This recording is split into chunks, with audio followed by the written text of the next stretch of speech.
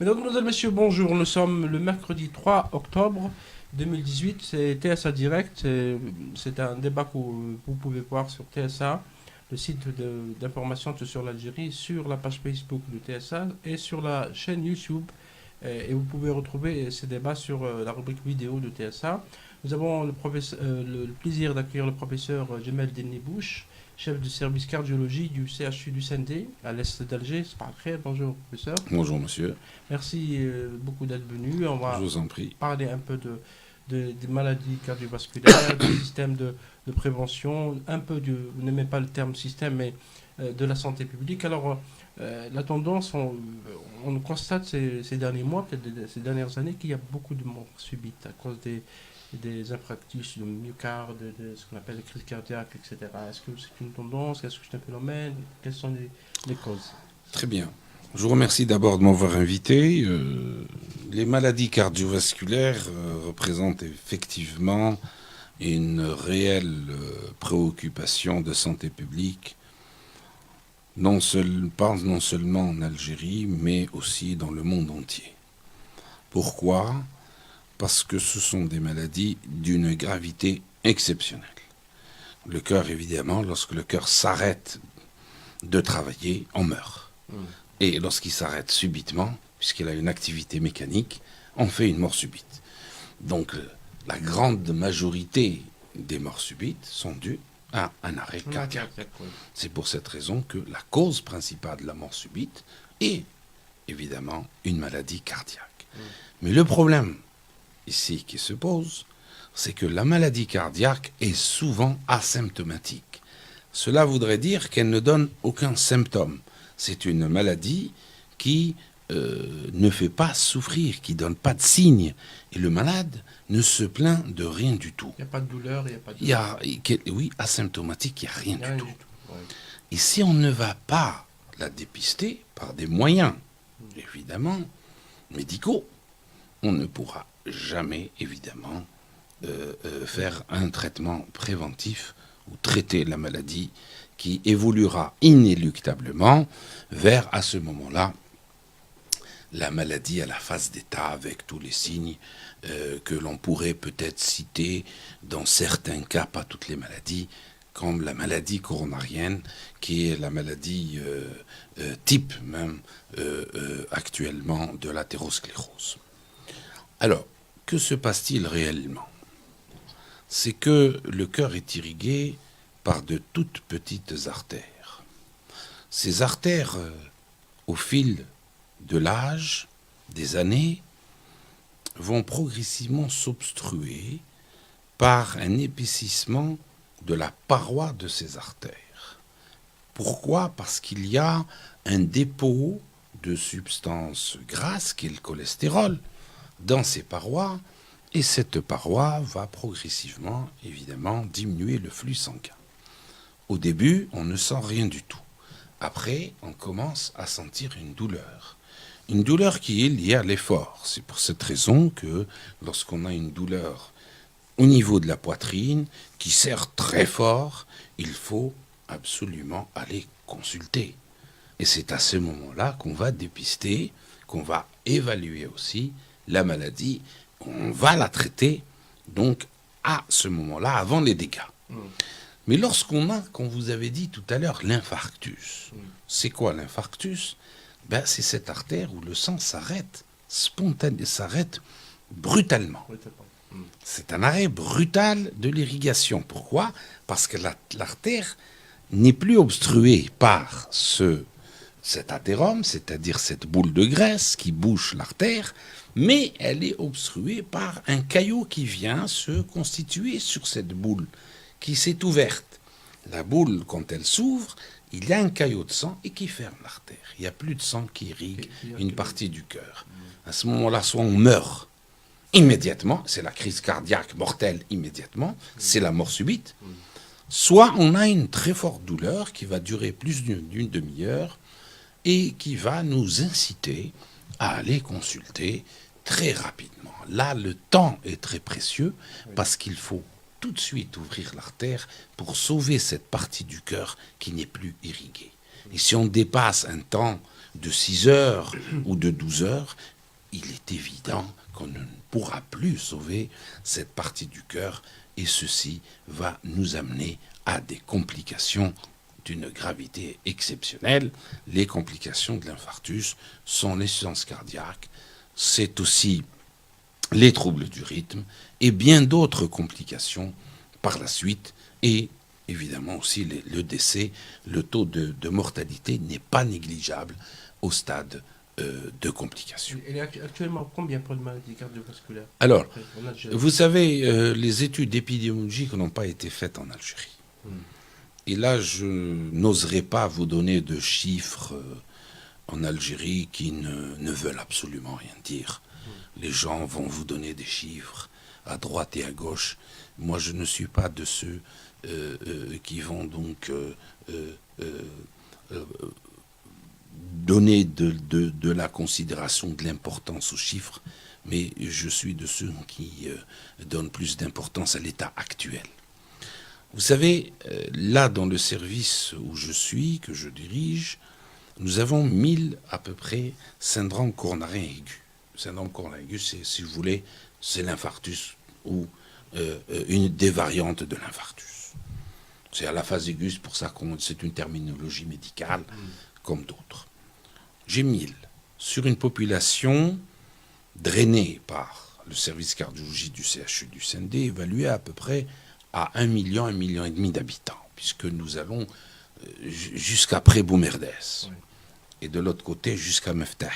Et nous drainons la population évidemment périphérique du CHU.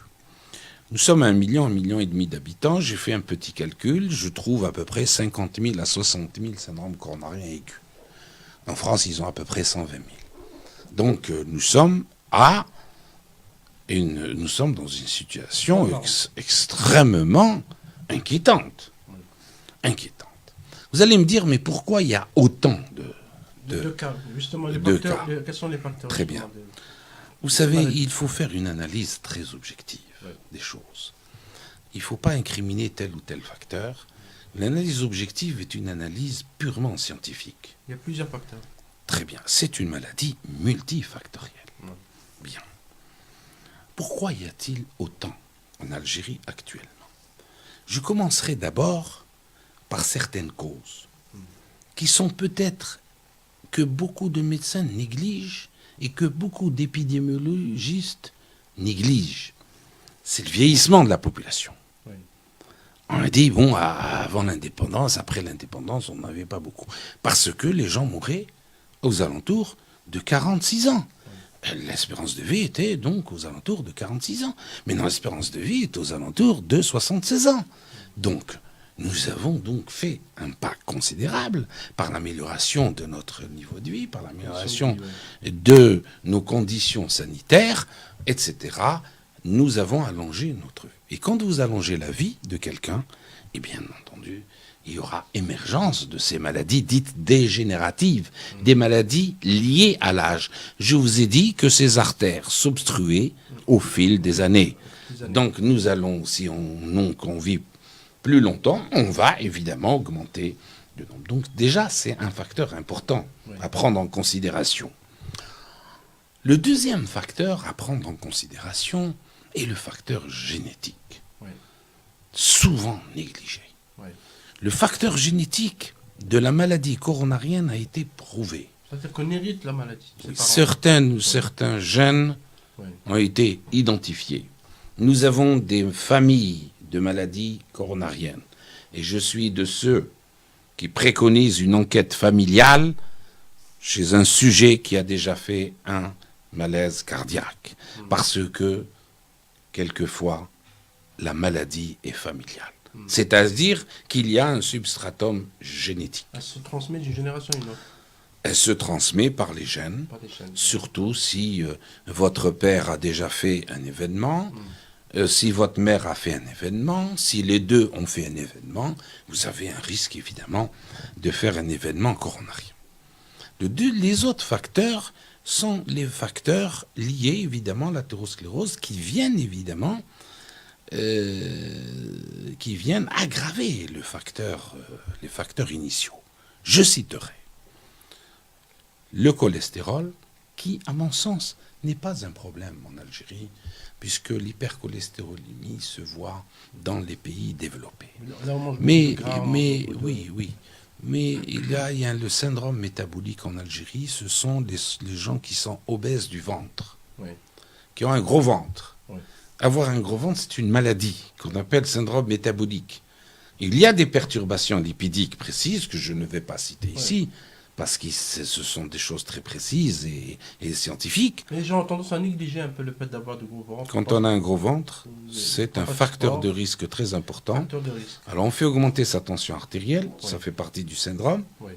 et on fait développer une maladie qu'on appelle le diabète. Oui. On va se retrouver avec de l'hypertension, on va se retrouver avec des matières grasses, les triglycérides, et le bon cholestérol diminué, enfin c'est ce qu'on dit, bon cholestérol entre guillemets, et puis nous allons nous retrouver avec un diabète. Oui. Alors le syndrome métabolique est fréquent en Algérie, surtout chez la femme. Et c'est ce qui donne évidemment les événements coronariens associés à d'autres.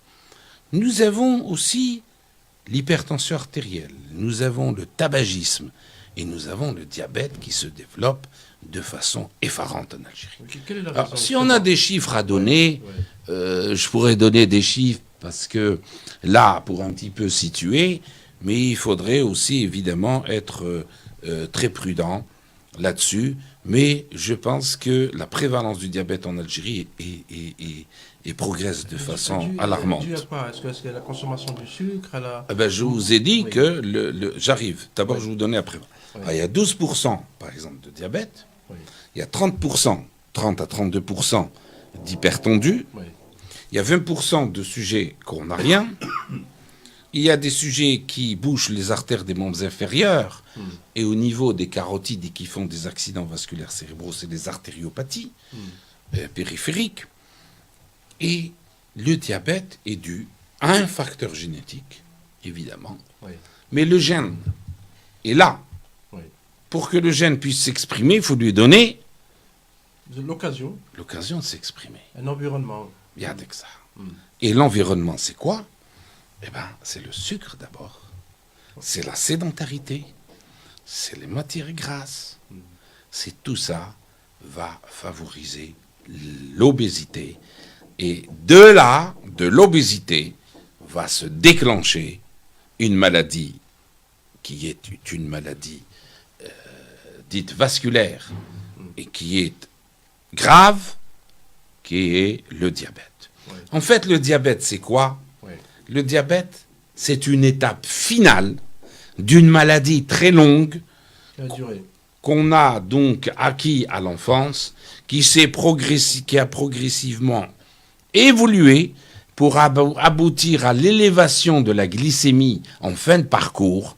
Et c'est à l'élévation de la glycémie qui nous dit, voilà, nous sommes diabétiques. Mais en fait, la maladie, sans hyperglycémie, a évolué depuis longtemps et on l'appelle l'insulinorésistance, c'est-à-dire qu'il y a un problème, évidemment, au niveau de l'efficacité de l'insuline dans le corps. Mais là, je n'entre pas dans les détails, puisque c'est une émission publique. Il faudrait que le grand public puisse, évidemment, comprendre ce qui se passe. Donc, le diabète étant une maladie métabolique, est une maladie vasculaire parce que le diabète détruit les vaisseaux. Mais là, quand je vous ai dit tout à l'heure, c'est une maladie multifactorielle. Oui, plusieurs facteurs. Si un sujet fume, est hypertendu et diabétique, il va évidemment avoir plus de risques, et c'est ça l'évaluation, puisqu'on fait une évaluation du risque cardiovasculaire, c'est un sujet, a plus de risques que chez un sujet qui est seulement hypertendu. Ouais. Un sujet qui a son père qui a fait un infarctus du myocarde avant 50 ans, et qui est fumeur, hypertendu, a plus de risques que quelqu'un, évidemment, qui est simplement fumeur. Ouais. Donc, les facteurs de risque ne veulent rien dire, il faut les évaluer et évaluer le risque cardiovasculaire de chacun d'entre nous. Et comment prévenir justement les maladies cardiovasculaires? Est-ce qu'il ne faut pas fumer, il ne faut pas réduire les produits gras? Pour expliquer à nos amis qui nous suivent. Vous savez, toutes les maladies, il y a une seule précaution. qui est la prévention primaire. Ouais. La prévention primaire, c'est d'éviter que la population saine ne tombe malade. Ouais. C'est une vie saine. C'est quoi la vie saine? Une hygiène de vie. La vie saine, c'est quoi? Mm. C'est d'éviter, évidemment, toute agression extérieure. D'éviter le stress,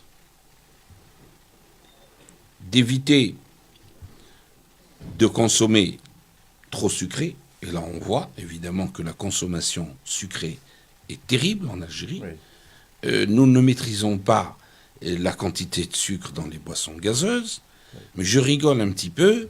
C'est qu'en me disant que il y a une diminution du taux de sucre dans les boissons gazeuses, mais il faut voir l'enfant combien il prend de canettes de boissons gazeuses sucrées par jour. En plus des bombes. Il faut calculer le nombre de canettes, il ne faut pas calculer le nombre de sucre qu'il y a dans une canette. Ouais, ouais. Ben, s'il consomme 10 canettes par jour, moi je ne vais pas voir la concentration de sucre dans une canette, mais je vais voir la quantité totale que prend cet enfant par jour. Une canette, c'est à peu près 8 morceaux de sucre. Hein. Oui, Coca-Cola, 8, par 10 morceaux de sucre. Ouais. Mais là, ici, il en consomme une dizaine, mais regardez combien par jour consomme cet enfant. Le pain chez nous est du pain blanc, c'est du sucre. Nous consommons beaucoup de pain, Le pain, oui. énormément de pain. Oui. Ça, c'est culturel. C'est encore un problème sociologique dont on Ça a peut parlé tout à l'heure. Tout à l'heure, oui. Le problème du gras. Mais regardez ce qui se passe. C'est que Il y a beaucoup de gras dans nous consommons des brochettes. Mm. Vous savez, à midi, les ouvriers sortent. Vous savez quel est l'aliment du pauvre? Avant l'indépendance, c'était quoi l'aliment du C'est pauvre? une pomme de terre, on disait, non? C'était l'aliment du pauvre, c'était le petit lait, Le petit lait. c'est-à-dire du lait écrémé sans gras, Oui. le ben Le ben, oui. ou le kesra. Avec C'est-à-dire un aliment Naturel. riche en blé, Oui. et c'était du blé complet, Avec l'huile d'olive. pas de la farine, Pas de la farine. un petit peu d'huile d'olive. Quand Oui. il pouvait, le pauvre, quand il pouvait en consommer. Oui. Mais maintenant, l'aliment du pauvre, vous savez, c'est lequel maintenant?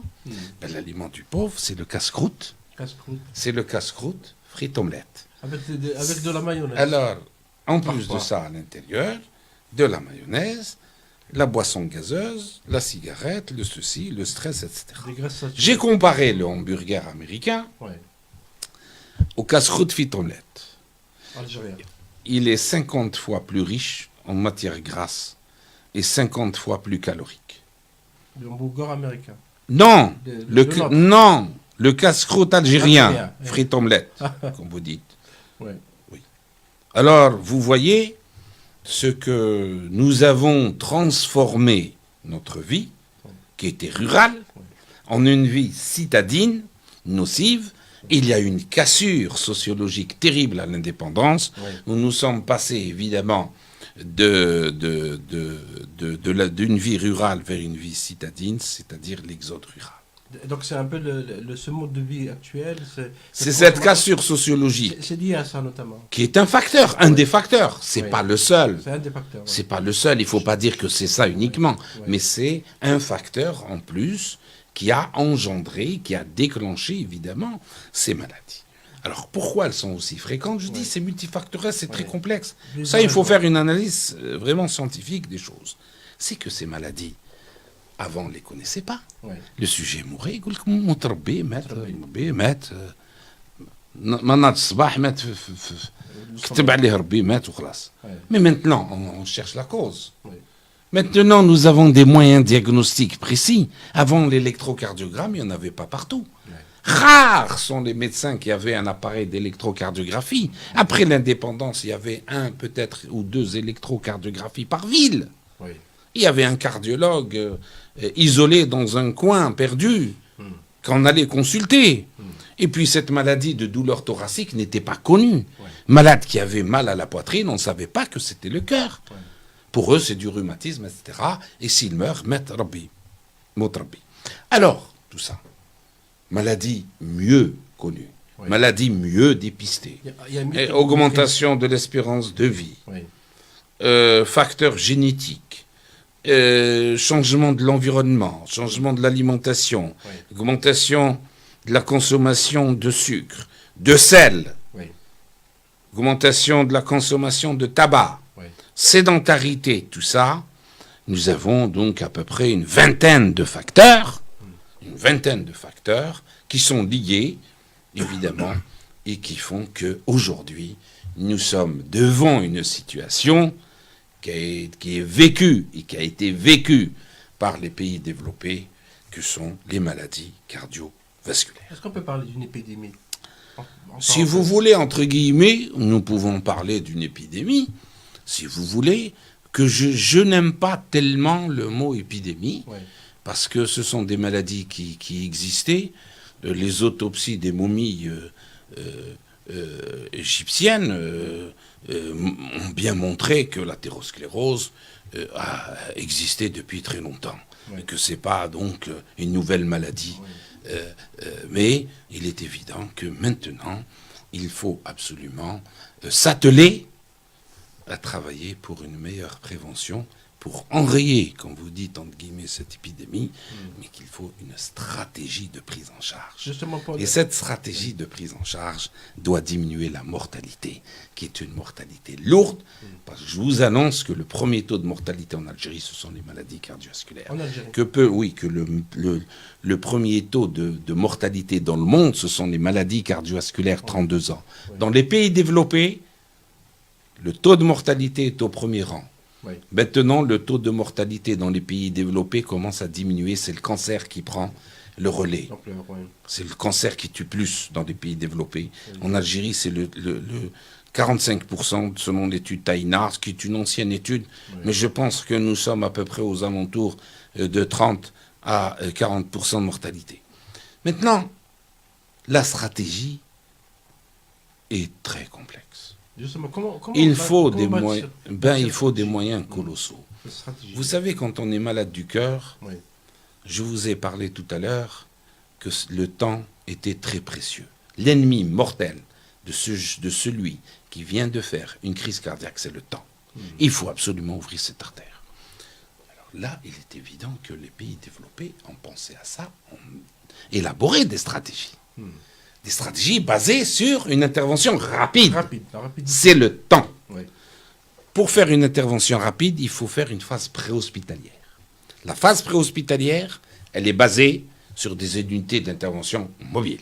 Oui. Les unités d'intervention mobiles, ce ne sont pas des ambulances médicalisées. Il ne faut pas confondre. Oui. Ce sont des véritables unités de réanimation, d'intervention, Oui. avec évidemment des communications par radio précises, une, évidemment, répartition judicieuse, intelligente de toutes ces unités au niveau d'une ville. Et là où il y a un malaise cardiaque, l'unité mobile est immédiatement Intervient. alertée. Elle intervient. Le SAMU parisien peut intervenir entre 10 et 15 minutes. Très rapidement.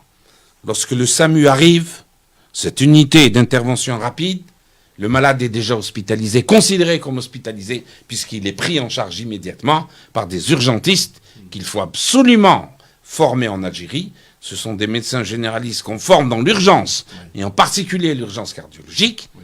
Le malade est pris en charge immédiatement. Alors maintenant, quels sont les moyens modernes? Oui. Les moyens modernes, c'est quand le malade fait ce type de malaise, il est pris en charge par cette unité, Tout de suite, oui. et par contact radio, elle va essayer de voir quel est le centre le plus proche qui puisse prendre en charge le malade pour aller le mettre dans une salle de cathétérisme et ouvrir l'artère. Parce qu'il faut ouvrir l'artère mécaniquement, par une sonde. Oui. Bien. Mais ça, c'est l'efficacité optimale. Ça, c'est la stratégie où on a le meilleur résultat. C'est ce qu'on appelle l'angioplastie primaire. Mais là, il faut avoir des moyens colossaux. Oui. C'est-à-dire, il faut avoir une salle de cathétérisme. Il faut avoir les moyens, évidemment, de pouvoir faire marcher une salle de cathétérisme, d'avoir le consommable tout le temps, ce qui n'est pas le cas, et d'avoir cette phase préhospitalière, c'est-à-dire cette unité d'intervention rapide, et qu'il y ait une coordination entre les deux. Donc la stratégie est très complexe. Très complexe et lourde aussi. Dans les pays développés, elle est huilée maintenant, puisque c'est des années et des années. Chez nous, elle n'existe pas. Il n'y a rien de tout ça. Elle n'existe pas en Algérie pour le moment. Et Nous avons certaines salles de cathétérisme, Ouais. mais ce sont des salles de cathétérisme donc qui n'obéissent pas à une stratégie nationale, il faudrait beaucoup plus. J'ai proposé donc qu'il y ait une salle de cathétérisme par wilaya. Il faut absolument penser à créer un hôpital de wilaya. C'est l'hôpital départemental. Vous savez, la santé, on n'invente pas une nouvelle... Et comme vous dites, système santé, moi, c'est modèle de santé. Un modèle de santé, on ne l'invente pas, il est connu. Vous avez un découpage administratif, vous avez des wilayas, vous avez les départements, c'est les États aux États-Unis, vous avez des micro-États, vous avez au milieu, évidemment, un hôpital stratégique qui est l'hôpital de wilaya. Un grand hôpital, oui. Il faut donner les spécificités d'un hôpital de wilaya, et à l'intérieur de cet hôpital de wilaya, il doit y avoir une salle de cathétérisme pour sauver tous les malades de la wilaya qui viennent évidemment se faire soigner en urgence avec des unités mobiles autour. Donc il faut penser absolument à une stratégie nationale de prise en charge du syndrome coronarien aigu efficace dans son ensemble. Nous avons des salles de cathétérisme qui sont un petit peu éparpillées, mais sans stratégie. Vous savez aussi, le privé aussi. Vous avez plein de cliniques privées maintenant. Oui. Ils ont des salles de cathétérisme. Il faut penser à les rentabiliser. Oui. Vous savez pourquoi ces cliniques privées sont là? Mais c'est pour sauver les malades algériens. Moi, un malade qui vient, je dois le sauver. Moi, que le malade soit traité dans un secteur public ou dans un secteur privé, ça m'importe peu. L'essentiel, c'est de sauver sa vie. Malade, oui. Donc, il faudrait que le privé puisse s'intégrer aussi dans ce modèle de santé pour qu'on puisse travailler tous ensemble pour sauver la vie de l'Algérien. Et comment ça se passe justement au service cardiologie Alors, je n'ai pas terminé, oui. Puisqu'il y a aussi la thrombolyse. La thrombolyse, c'est une méthode archaïque un peu, qui est dépassée, parce qu'elle est moins efficace que l'angioplastie primaire. Oui. Alors, c'est des malades, donc, qui viennent, qu'on peut thromboliser avant, donc, dans les pays développés, on thrombolisait déjà dans l'ambulance, dans la phase préhospitalière, dans l'unité mobile d'intervention. Maintenant qu'il y a les salles de cathétérisme, on préfère aller tout de suite vers déboucher le vaisseau par un cathéter, c'est plus efficace. Oui. Alors, la thrombolyse, on peut concevoir la thrombolyse à l'intérieur du pays, quand il n'y a pas de salle de cathétérisme autour, et la thrombolyse peut sauver quelques malades, puisqu'elle peut ouvrir l'artère médicalement par un médicament. Mais à condition que le malade puisse aussi bénéficier par la suite d'une coronarographie et qu'il puisse bénéficier aussi d'une évaluation géographique. Passer par une salle de cathétérisme deviendra obligatoire. Alors, qu'est-ce qui se passe au CHU du Sindé? Ce que vous m'avez donc posé comme question. Oui. Écoutez, nous avons un réseau. J'ai constitué un réseau, comme beaucoup de centres, évidemment, en Algérie, autour du CHU du Sindé, puisque nous avons une salle de cathétérisme. Alors, nous avons des hôpitaux aux alentours. Nous avons Zmili, nous avons Kouba, nous avons Entaya, nous avons Ruiba, nous avons Boumerdes, nous avons Meftah. Donc, nous avons un ensemble et des polycliniques que j'ai constitués en réseau. Donc, tous ces malades vont nous envoyer les malades puisqu'il n'y a pas de phase préhospitalière. Le ramassage des malades et traitement in situ au lieu de la douleur n'existe pas. Donc, ces malades vont venir à Parnay. Mais malheureusement, 80% des malades viennent accompagnés de leurs parents. Oui. Ce qui est anormal, ce qui augmente la mortalité préhospitalière avant l'arrivée. De quelle manière? Et parce que le malade, quand il a très mal, écoutez, il va voir soit son médecin traitant, un médecin généraliste, et là encore, on va parler du médecin généraliste, oui. Soit va aller dans une polyclinique, lui dit non, mais vous devez aller à Parnay, vous avez une urgence, au lieu d'être accompagné par une unité mobile ou une ambulance médicalisée, on le laisse partir avec ses parents pour venir à Parnay, ce qui est tout à fait anormal. Donc il y a des anomalies vraiment inquiétantes qu'il faut absolument régler. Le malade arrivant, quelquefois, il arrive trop tard, parce qu'il aura fait un circuit trop long. Ah oui, pour arriver, le diagnostic n'est pas fait, l'électrocardiogramme n'est pas fait, donc il va traîner d'hôpitaux en hôpitaux, il va traîner de polyclinique en polyclinique, il va arriver à Parnay avec, donc, comme dans les autres services, quelquefois où le temps est déjà écoulé, on ne pourra rien faire. Oui. Cette situation, heureusement, commence à se dissiper. De quelle manière? Parce que le réseau a été constitué. Oui. Maintenant que tout le monde sait qu'il y a donc à Parnay une urgence cardiologique, on voit tout à Parnay, il y a moins de perte de temps. Et nous sommes arrivés à 70% maintenant qui arrivent avant la 6e heure. Alors qu'avant, au tout début, les années 90, on était à peine à 10%, pas plus. Oui. Donc il y a un progrès considérable qui s'est fait. Oui. Et j'aimerais bien que ce progrès puisse évidemment Continuer. être soutenu surtout et par la mise en place d'une phase préhospitalière réelle. Vous avez parlé de médecin généraliste. Alors, C'est le quoi rôle problème? du médecin généraliste est fondamental. Oui. On forme des médecins généralistes, mais un médecin généraliste doit se spécialiser. Oui. La spécialité du médecin généraliste, on doit former plus d'urgentistes, Oui. des urgentistes super spécialisés en soins coronariens, par exemple. Et le médecin généraliste, c'est quoi? Le médecin de famille a disparu, monsieur. Oui. C'est le premier chaînon, le premier contact. Je suis père d'une famille, je dois absolument avoir un médecin de famille. Oui. J'ai un problème à 2 heures du matin, je lui téléphone. C'est à lui de me conseiller. J'ai mal à la poitrine, je lui téléphone. Écoutez, vous allez tout de suite à Parnay, je vais téléphoner aux pompiers, je vais téléphoner aux ambulances. Il faudrait que les ambulances privées aussi s'intègrent dans ce système d'urgence.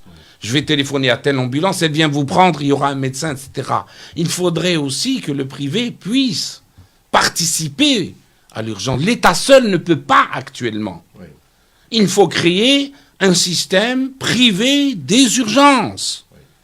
Il faudrait aussi que les polycliniques puissent avoir leur rôle à jouer dans l'urgence. Les hôpitaux sont saturés. Regardez Mustapha. Oui. Mais moi, si j'avais une urgence, j'aurais peur d'aller à Mustapha, au service des urgences. Mais vous vous rendez compte, un encombrement terrible. Vous vous rendez compte, quelqu'un qui vomit, quelqu'un qui est mal à la tête, etc. Mais tous ces malades peuvent être pris en charge en dehors de l'hôpital Mustapha. S'il avait un médecin de famille, par exemple, il téléphone son fait, il règle le problème du vomissement, de l'intoxication. Pourquoi aller à l'hôpital? Mais les gens ont le réflexe toujours d'aller à l'hôpital. Et là, bien Exactement. sûr, Oui. les véritables malades ne sont pas vus à l'hôpital et meurent. Oui. Donc il faudrait revoir tout ce système-là.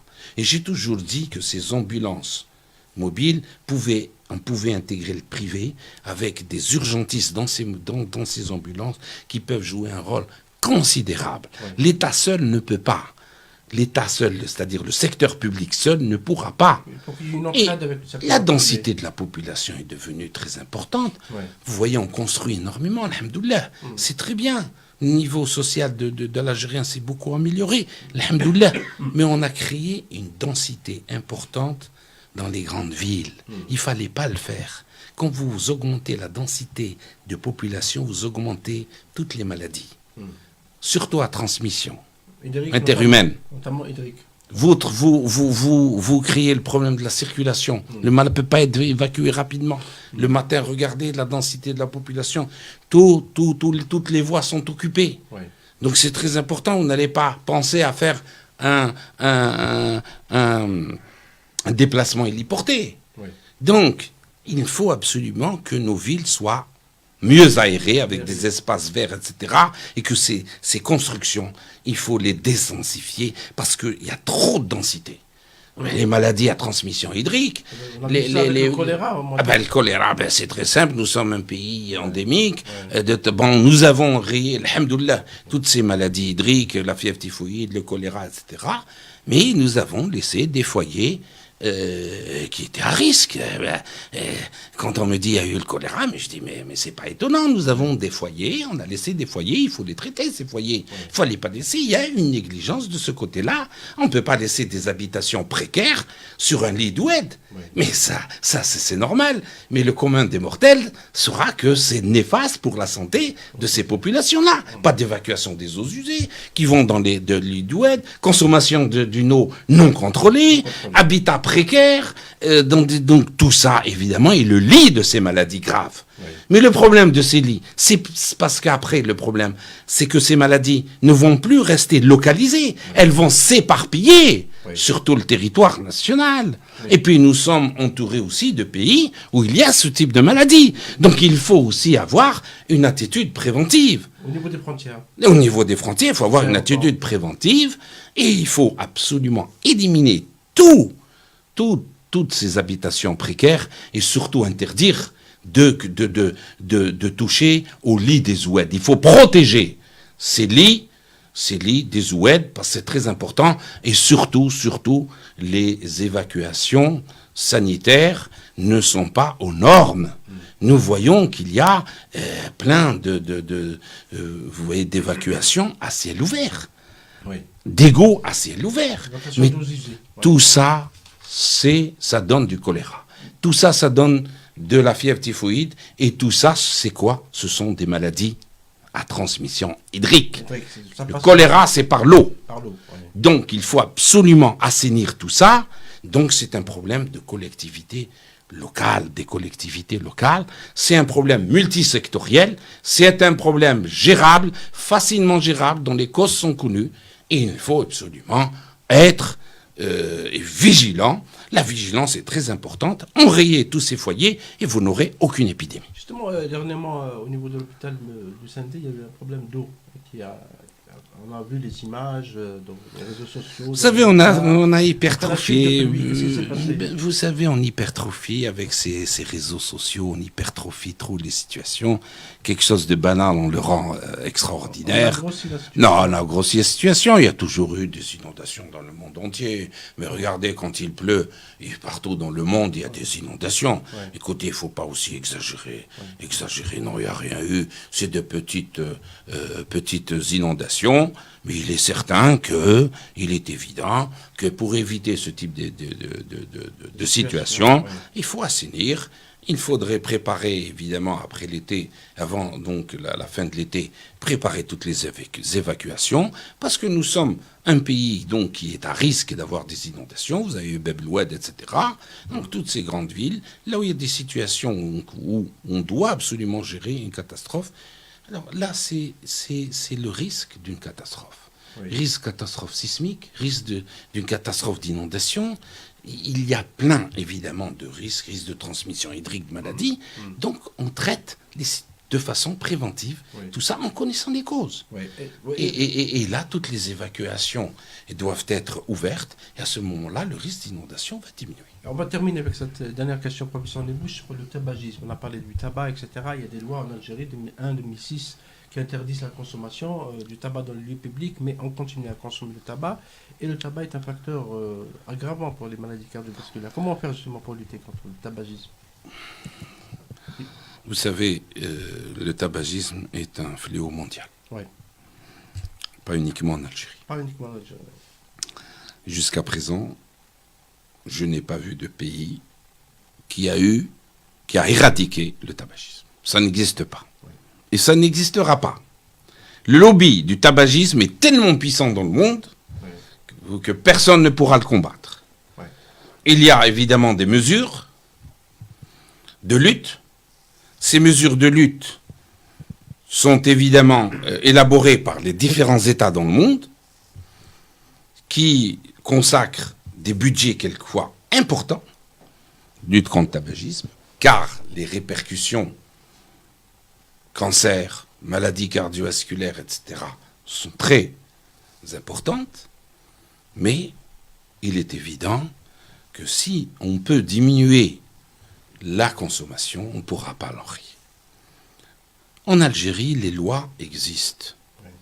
Ce sont des lois internationales, puisque la Convention cadre de l'OMS, l'Algérie y a adhéré et doit appliquer, évidemment, les recommandations internationales déjà. Nous avons une loi sanitaire, les lois existent, mais leur mise en application n'a jamais été faite. Une loi, j'ai toujours dit qu'il ne suffit pas de faire une loi, il faut d'abord étudier la faisabilité avant de la faire, et deuxièmement, après, il faut aussi que cette loi soit applicable. Si vous faites une loi qui n'est pas applicable, eh ben, elle restera lettre morte, muette, et que vous ne pourrez jamais avoir donc de résultats. Le tabagisme passif en Algérie est un véritable fléau. Pourquoi? Parce que les gens fument dans les lieux publics avec toute impunité. Ce n'est pas normal. Obligeons les autres à fumer. Ce n'est pas normal.